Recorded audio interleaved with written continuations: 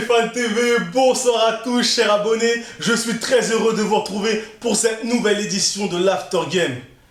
Enfin, nous allons découvrir la suite des aventures du Paris Saint-Germain en Ligue des Champions.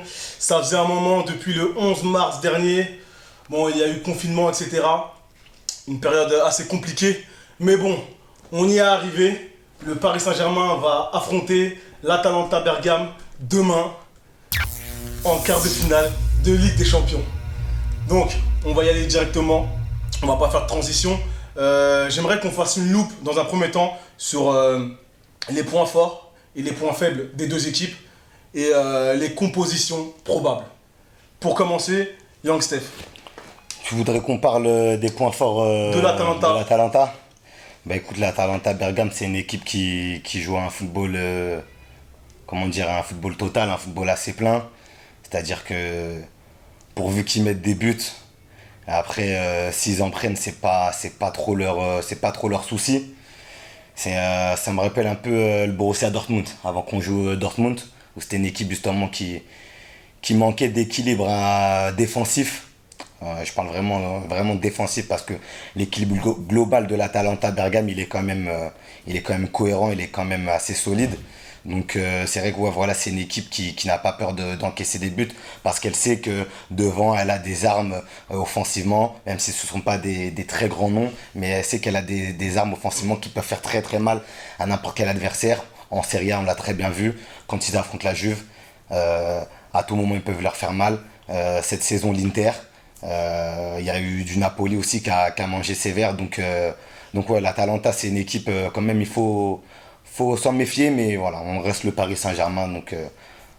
Voilà. Donc est-ce que tu penses qu'il faut décolérer tous les autres matchs précédents de l'Atalanta non, que ce soit dans les autres compétitions, que ce soit pendant le Calcio, etc., au match de demain, ou tu te dis finalement il y a un rapport et finalement on n'a que ça pour se baser, donc oui, si l'Atalanta a été forte à tel ou tel moment, forcément il faut s'en méfier comme il faut toujours s'en méfier, mais demain allez, on a de quoi voir ce qui va être ses points forts et ses points faibles. Bah, je te dirais oui et non, je te dirais oui et non dans le sens où c'est leur premier quart de finale. C'est des matchs à élimination directe. Voilà, dans l'histoire c'est des matchs à élimination directe, voilà, donc forcément exactement. tu peux pas savoir comment ça... Tu peux pas savoir comment les joueurs réagissent quand c'est comme ça en fait. Je pense qu'ils vont tout donner, les joueurs de l'Atalanta, c'est le premier quart de finale de l'histoire de leur club. Nous, de notre côté, ça fait un bon 3 ans qu'on n'a pas joué à ce stade de la compétition. Donc je pense que ouais, il va y avoir une belle lutte sur le terrain. Mais quel est leur plus gros point fort? Parce que quand je parle de points forts, on peut parler des joueurs. Josip Ilicic qui lui sera absent, donc, qui pour moi représentait la plus grande menace offensive. Donc il avait fait un gros match précédent face à Valence, si c'est bien ça. Ouais. Donc il a été exceptionnel. Sur les 2 matchs, il me semble. Un joueur très physique, donc je pense qu'il aurait été pas mal pour l'équipe. Il sera pas là. Il sera pas là. Ouais. Donc c'est plutôt, on va dire, une bonne chose pour le Paris Saint-Germain, bien évidemment. Mais est-ce qu'ils ont d'autres choses sur le menu? Moi, je pense que c'est le collectif, parce que c'est une équipe qui est entraînée par Gasperini, qui a une philosophie de jeu assez cohérente, je trouve, et les joueurs ils se connaissent depuis 3-4 saisons. Donc comme je t'ai dit, c'est pas des grands noms, mais ils sont capables de faire mal à n'importe quel adversaire. Je pense à des Gossens, je pense à des joueurs comme Papou Gomez, qui organise vraiment tout ça à la perfection. Quand il est pas là, tu as un Malinowski qui peut quand même prendre la relève sur ce point-là. Après, devant, tu as Zapata, qu'il faut beaucoup s'en méfier. International colombien. Ouais, l'international colombien, voilà, très solide sur ses appuis, qualité de finition assez au-dessus de la moyenne, je trouve. Surtout en ce moment. Surtout ces derniers temps. Ouais, surtout voilà, exactement. Après, forcément, tu auras, comme je t'ai dit, j'ai cité Gossens, mais il y a aussi son piston du côté opposé, à Tobourg. Donc, et c'est des pistons qui, à tout moment, peuvent se retrouver face au but parce que, voilà, cette saison, Gossens, il a quand même planté des buts, il a quand même planté pas mal pour un piston. Donc, et à Tobourg, pareil. Donc, pas cette saison, mais la saison présente à Tobourg. Mais voilà, n'importe qui dans cette équipe peut nous mettre un but. Donc il faut vraiment, pour moi, c'est c'est vraiment la force de cette équipe, c'est son collectif. Très bien, Momo, j'aimerais. Oui, vas-y. Moi, je pense que à des niveaux différents, c'est quand même des équipes qui se ressemblent beaucoup. C'est-à-dire qu'ils ont quand même un panel offensif qui est énorme. Enfin, qui est énorme. Ils ont beaucoup de joueurs offensivement, un peu comme nous. Donc même l'absence de Ilicic. Ouais, voilà, Ilicic. Malgré tout, ils ont beaucoup d'autres attaquants qui peuvent faire mal. Donc voilà. Que ce soit au milieu et en défense, pareil, c'est plutôt équilibré un peu comme nous. Je suis vachement rassuré par contre qu'ils ont perdu leur défenseur central. Ouais, Palomino, ouais. Voilà. Et que nous, du coup, notre défense centrale, elle est de retour quasiment et elle est en forme. Leur gardien numéro 1 également. Ouais, le gardien numéro 1, Golini. Voilà, Ouais. le gardien numéro 1. Qui va être Donc, tout ça, remplacé par Sportiello. Sportiello, ouais. Voilà, donc tout ça, ça va en notre faveur. Maintenant, les défenses italiennes, il faut toujours s'en méfier. Toujours s'en méfier, Faut toujours s'en exactement. méfier, c'est des rageux, tu vois. Donc, Ouais. Justement, voilà. Moi, je m'attends à un match tout aussi difficile que celui contre Naples au retour de l'année dernière. Je pense donc que si jamais on n'a pas un pari qui fait bloc comme face à Naples l'année dernière, on va avoir de grosses difficultés à ne pas se manger de but. Et le problème, c'est qu'on est face à une équipe qui, quand elle commence à en mettre, elle y va pas à moitié. Elle en met pas qu'un ou deux. Elle en met énormément. Encore une fois, c'est quelque chose qui nous ressemble aussi. Donc c'est rassurant. Enfin, on a de quoi contrer on va dire un mangeage de buts conséquent. Mais c'est pas le match idéal. Pour moi, c'est vraiment réussir à faire bloc en défense, ne rien laisser passer, même si on a un Zapata qui est très solide, on sait très bien. Et face à lui, ce qui peut aussi faire peur, c'est qu'on ait un Kerrer ou un quoi que ce soit qui fasse faute sur la surface et se manger un penalty bêtement. Je pense quand même que maintenant, ces pièges-là, on arrive à les éviter. Mais quoi qu'il arrive, la seule certitude qu'on a, c'est qu'on va avoir un match très difficile. Ça sera pas un match facile. Voilà, les défenses italiennes, elles sont vislardes. Donc voilà, va falloir faire très attention. Les gars qui pensent que ça va être plié parce que c'est l'Atalanta, on est loin de ce scénario-là. Ça va être compliqué, c'est la seule certitude du match aujourd'hui. En parlant justement de difficultés, donc ce final 8, donc cette version inédite de la Ligue des Champions, est-ce que vous pensez qu'elle favorise plus une équipe comme le Paris Saint-Germain ou l'Atalanta Bergame? Bah non, ça les favorise eux parce que tout simplement, on est en position de favori entre guillemets, mais on voit que techniquement c'est pas vraiment le cas, mais on est quand même, on peut très bien dire qu'on est les favoris. Tu peux le dire. Et forcément, quand c'est des matchs à élimination directe, le favori il n'est pas avantagé, il l'est pas. D'accord. Parce que tout peut se passer dans un match. après, il y a cette histoire de championnat aussi. Dans le sens où eux, ils ont eu des matchs. Ils ont eu des matchs pour voilà, se mettre en jambes, se mettre en rythme. Même s'ils ont quand même assez mal fini le championnat d'Italie, je trouve, dans le jeu en tout cas. Et même la dernière journée contre l'Inter avec la défaite à la maison. Mais ouais, en tout cas, eux, ils ont eu des matchs à jouer. Pendant que nous, au début de ces matchs que eux avaient à jouer, on était chez nous encore. Enfin, nos joueurs étaient chez eux. Et puis ensuite, se sont réunis pour faire le mois et demi d'entraînement qui s'est déroulé déjà. Donc non, je pense que en termes de niveau, physiquement, je pense qu'eux, ils seront beaucoup plus près que nous. Ils seront Naturellement. voilà, ils seront beaucoup plus près. Alors, je sais pas s'ils seront à 90 ou voire 100%, mais en tout cas, ils seront beaucoup plus près que nous. Ils seront plus proches de leur 100% Voilà, que nous. voilà, ils seront ouais, exactement, comme tu dis. Donc il va être là. C'est là qu'on verra s'ils ont des comportements de vrais professionnels, nos joueurs, tu vois. Ouais, mais- Ils l'ont Il va falloir prouvé plusieurs fois. surpasser cette chose en fait. Ouais, mais en même temps, on a eu la chance de pouvoir avoir deux finales qui sont donc du coup C'est vrai. des matchs à élimination. Ouais, mais directe, est-ce que entre les guillemets. finales, tu trouves qu'elles t'ont préparé pour l'Atalanta? Non, ça n'a pas été Moi, fait pour je- ça, moi, mais c'est pour dire que ça peut te mettre Non. en mode survie, comme on dit, où il faut absolument pas perdre ce match. tu vois. Exactement. Et donc, Exactement. C'est vrai qu'il ouais, prolongation, c'est pas mal, tout ça. Ouais. c'est pas mal. Ouais, Tir au but et On tout, n'est pas moins préparé qu'eux, je pense. Voilà, et le Voilà. niveau, il n'était pas exceptionnel dans ces deux finales. En tout cas, ce sera pas le Ah, match entre que équipes c'est. entre équipes françaises, j'ai envie de te dire, c'est un peu Non, normal. c'est même pas contre l'équipe française, c'est juste le fait que les deux équipes, en tout cas à chaque fois, les deux adversaires ont subi ce confinement. Donc il n'y a pas eu de reprise du championnat, donc c'était dur pour Saint-Etienne, c'était dur également pour Lyon, comme c'était dur pour Paris. Ouais, c'est vrai. Donc c'est pas une question du championnat français. Mais donc là, pour le coup, je pense que c'est cette on va dire, version à élimination directe, elle peut nous être favorisante. Dans le sens où on s'est toujours un peu vautré sur la formule aller-retour, c'est ça? Où il y a toujours eu des petites mésaventures, des petits hicks. C'est par le passé, c'est. Ah oui, non, et mais dans ce sens-là que t'en penses ça ou. non, non. Franchement, non, moi, par je suis rapport pas. à ça, comme je t'ai dit, j'estime que ce genre de petites, on va dire les petits pièges comme ça, des matchs aller-retour ou quoi que ce soit, je pense que le Paris Saint-Germain a assez mûri pour ne plus tomber dedans. C'est ça. J'espère, en tout et cas. Bah, on- j'espère, moi aussi. Voilà, et c'est pas ici qu'on va vivre dans le passé en parlant de. Non, non, non, il n'y a pas de souci. Et surtout, Non, mais je pensais que La quand dernière tu rencontre disais a ça, rectifié. c'était en référence à. mais ils à ont ce qui s'est ils ont passé, activé le tir au parc.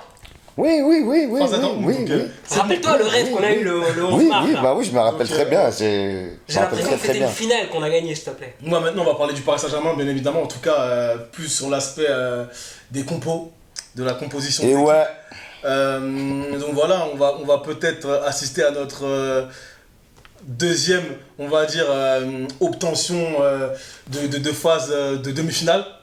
Là, on yes. va peut-être dépasser ces quarts de finale pour la deuxième fois de notre histoire. Donc la dernière fois, c'était il y a 15 ans, il me semble. 95. 95. C'est même il y a plus de 15 ans. Il y a plus de 15 ans, carrément. Donc voilà. Quelle est ta compo pour demain en fonction de tout ce qui s'est passé, des forfaits, des suspendus? Là, coach Young Steph, là, il a une compo, là. C'est un 4-3-3. Hein. C'est Navas dans les buts, bien évidemment. À droite, franchement, je prendrais le pari de mettre Ander Herrera. Parce que voilà, sur la chaîne, j'ai toujours montré que j'étais pas un grand fan Attends. de Ander Herrera à droite. Mais Ouais. je le mettrais à droite. Donc tu t'as commencé par ça là? T'as commencé par le milieu, là? T'as commencé par le milieu? Non, je te parle de la défense. Ah oui, donc Ander Herrera. Ander Herrera, latéral arrière droit. Ben oui. D'accord. Et j'étais en train de te dire que sur la chaîne, j'ai toujours montré que j'étais pas un grand fan d'Herrera arrière droit. Mais là, compte tenu des circonstances, je le mets arrière droit. Ce serait une surprise. Donc Navas, c'est pas un débat. Donc, Non, voilà. voilà. Après, dans l'axe, je te mettrais. Voilà, dans les Moi, buts. il est- On le précise. Dans l'axe, je te mettrais du coup Presco Thiago. Voilà, je sais que t'aimes bien cette défense centrale. Oui, ça c'est. Et puis à gauche, Juan Bernat. Bon, bien évidemment, il n'est pas encore à 100%, mais je pense que ce match-là peut lui faire passer un step dans son retour de blessure là, au D'accord. niveau de sa jauge de performance. D'accord. Et après au milieu, marqué en 6. Pareil, je contredis un peu mes choix, mais je pense qu'on a besoin d'un marqué en 6. Parce qu'en face, De Roon et Freuler, c'est des sacrés petits diables. Avec en relayeur Gana Gueye avec Leandro Paredes, que je fais monter d'un cran. Et si justement en phase défensive, je ferais redescendre Paredes sur la même ligne que Marquinhos. D'accord. Et du coup devant, Neymar à gauche, dans l'axe Mauro Icardi, et à droite Pablo Sarabia. Très bien. À ton moment. Moi, je mettrais Navas, forcément. À droite, je mettrais Kehrer. Moi, j'ai toujours fait confiance à Kehrer. Ah, même on si, vient de voilà. blessure là. Ouais, mais quand même, tu vois. Je trouve que. Ah, Il avait Surprise. contre le Real Madrid, il revenait de blessure aussi, il me semble. contre le Real, oui. Tu vois, il avait pas joué avant. Non, en le début Real, d'année. en début de saison, En début de il saison. n'était pas là, il avait sa blessure au pied C'est avec pas- Draxler. Il avait la même blessure, rappelle-toi. Donc c'est Dortmund, je confonds avec Dortmund. Dortmund, ouais. Contre Dortmund. Désolé, cher abonné, je Moi, en tout cas, je suis confondais quelqu'un qui a avec toujours. Dortmund, il a fait un grand Voilà. match. Voilà, et je sais qu'il n'avait pas joué précédemment. Non. Voilà, Donc, moi, je suis quelqu'un de fidèle et j'ai toujours ce sentiment que ce mec sera toujours là au grand rendez-vous. D'accord. Donc voilà, je mets Kehrer, comparé à l'autre bâtard là de Meunier. Et donc après, je mets Marquis et Thiago. Ah, Enfin, Effectivement. voilà, toujours. Moi, je préfère cette petite D'accord. défense centrale. Il y a Zapata, frère. Tu es obligé de mettre. D'accord. Voilà, et Juan, forcément, qui Ouais. revient à gauche. Milieu, j'ai le seum qu'il n'y a plus notre Marco. Donc, du coup, Paredes Mhm. en 6. Et tiens, je tiens à dire que moi, qui est quelqu'un qui n'était pas du tout fan de Paredes, qui a souvent critiqué, je trouve que ces derniers matchs, t'as ouvert les yeux pendant le confinement ou pas? carrément, je pense, hein, en ce moment, il me bluffe. Ok, Donc, merci. voilà, petit big up à Abdoul aussi qui aime pas trop que je critique son Paredes. Mais honnêtement. Mea culpa de Momo. Ouais, voilà, c'est un petit même un gros mea culpa parce que là, Paredes, nickel, hein, je le reconnais pas. Ouais. Voilà, Ghana, Ça c'est dit. voilà, ça c'est dit, hein. Voilà. Et du coup, Paredes en 6 et après Ouais. tu mets qui plus haut? Ghana et. Ander? Ouais, Ander, je pense, ouais. Ghana et Ander? Draxler. Et non, non. Complicado. Hein. Ouais, il y a peut-être Draxler, mais voilà, Draxler, on a du mal. Complicado. Non, derrière. Et pareil, de toute façon, Neymar, Icardi et Sarabia. Parce que Sarabia a grande forme en ce moment. Sarabia a grande forme et puis il peut être important dans le sens où il peut t'apporter du repli défensif et du coup apporter un surnom au milieu de terrain parce qu'on sait que le milieu de terrain de l'Atalanta il est assez fourni. Comme je t'ai dit, il y a les deux pistons sur le côté avec De Roon Freuler et Papou Gomez qui joue en pointe haute ou des fois Malinowski. Donc le milieu de l'Atalanta il va être très fourni. Donc si nous justement on peut avoir le maximum d'éléments au milieu aussi pour répondre à la bataille, ça peut être pas mal. Donc pour vous, Mbappé ne débutera pas la rencontre? Non, il sera sur le banc. Non, Je pense qu'il sera sur le banc. Prendre des risques. Ça sert à rien de prendre des risques. Frère, Parce que si on joue en 4-3-3, c'est pour jouer en contre-attaque. Franchement, écoute ce qu'on fait. On est un peu dans cet esprit-là. Parce que si on veut dominer, on met un 4-4-2. Oui, mais Sarabia peut dévorer les espaces aussi, il est capable de ça. Les dernières prestations de Sarabia réconfortent. Moi, je vois pas pourquoi tu mettrais Mbappé maintenant, ça servait à rien, c'est un risque inutile. Je vous pose la question. En revanche, je suis pas contre. De toute façon, il sera sur le banc. Il va rentrer, je pense. Et un match comme ça, en cas de. On a besoin d'un petit Iron Man qui arrive d'un coup pour nous sauver. Tu le mets à la 60e minute, bim, il plante ses 2-3 buts qui nous sauvent et puis point. On n'a pas besoin de lui au début. On n'a pas besoin de lui. D'accord, donc vous deux, vous êtes sur des 4-3-3. Donc ouais, 4-3-3, ouais. Vous avez balayé ce 4-4-2. Pas du tout, parce que je sais très bien qu'avec Tourelle, en tout cas sous Leonardo, ça reviendra. Ça reviendra parce que c'est le système, c'est le système qui est fait pour les 4 grosses têtes qu'on a devant en fait.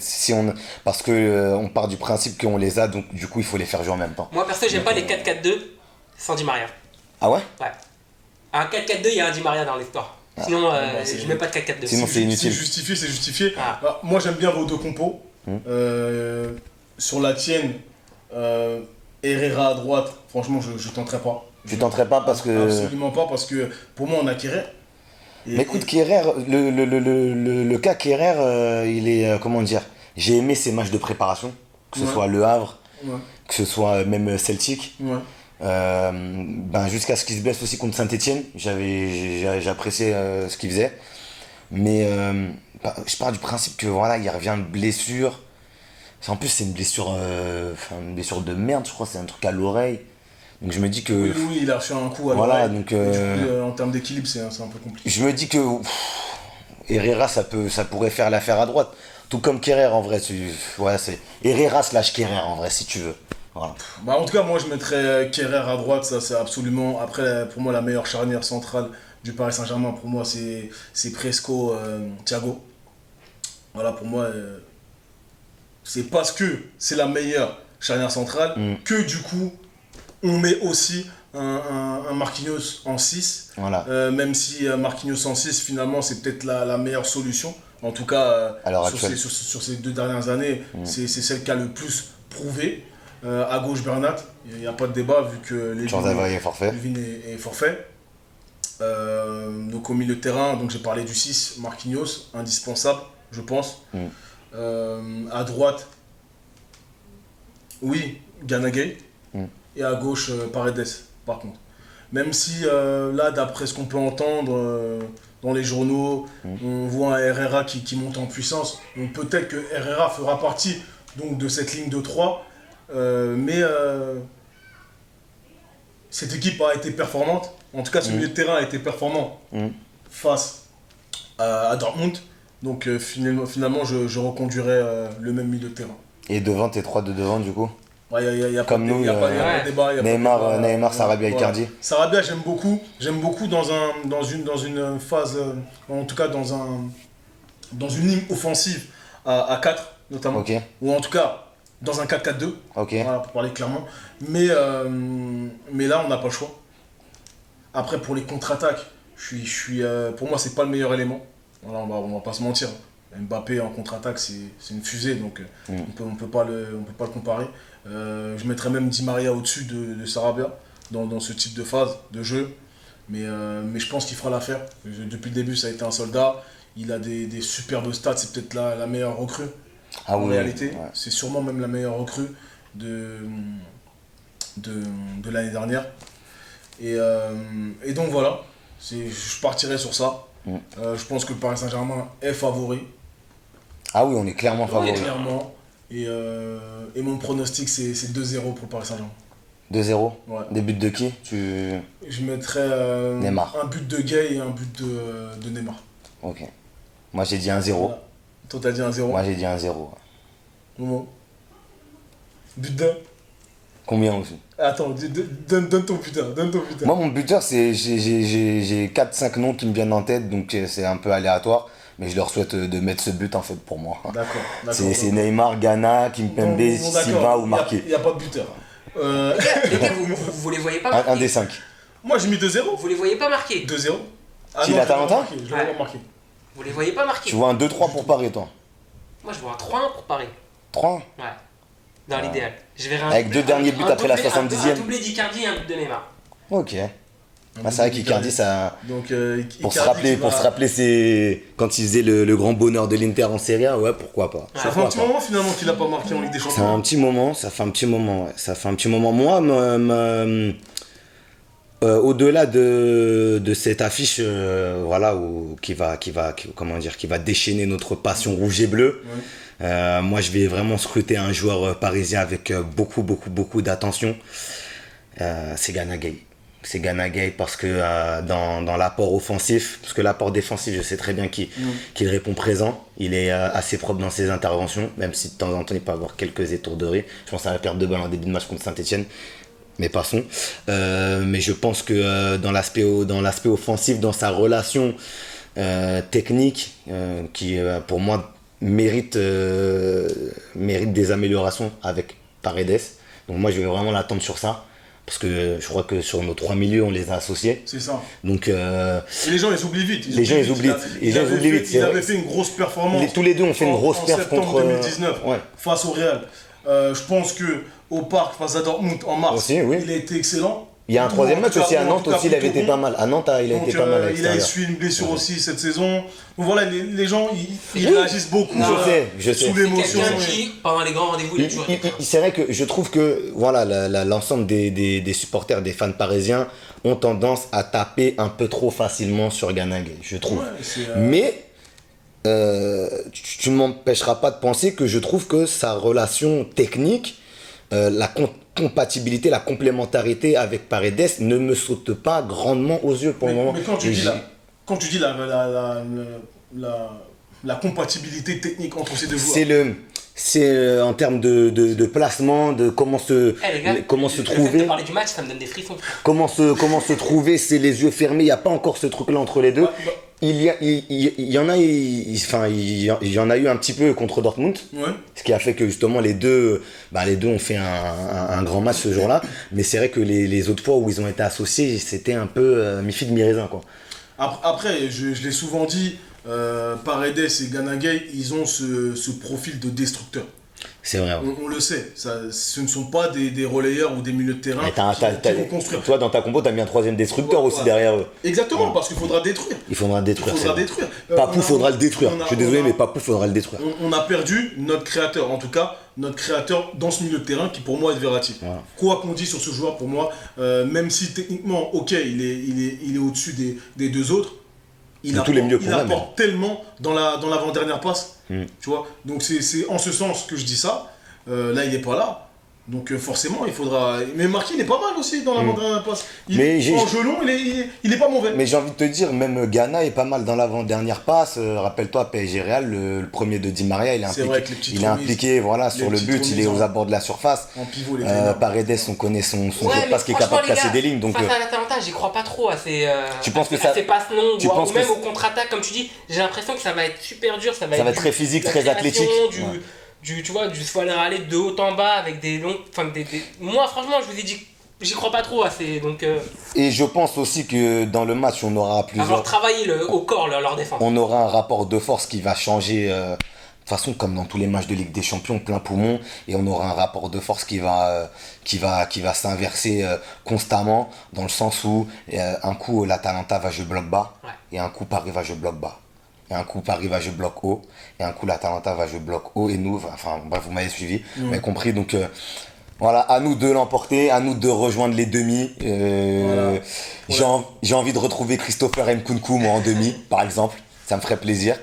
Donc voilà, Très bien, très bien. à nous de faire le job. Donc on a pratiquement tout dit. Trop, wesh. C'est Avec trop. le fait de penser à demain, là. Bah oui, voilà. J'ai posé ma journée. On est donc plutôt confiant. Donc on pense que le Paris Saint-Germain va s'imposer. Il Je faut, pense que c'est votre cas également, cher abonné. Donc on en a besoin. suivez ce match avec passion. On en reparlera pendant, on en reparlera après, Ouais. et notamment lors d'un futur prochain After Game. Ouais. Donc suivez-nous sur Déjà, les réseaux dans les sociaux. interviews, là, avec vos pronos, là, je les retiens. Hein. Tu retiens 2-0, Aïe, aïe, aïe. 2-0, 1-0, 3-1. Ouais. Ouais. Suivez-nous sur nos réseaux sociaux, Twitter, Instagram. Chers abonnés, je vous dis à très bientôt pour un nouvel After Game. Allez, ciao.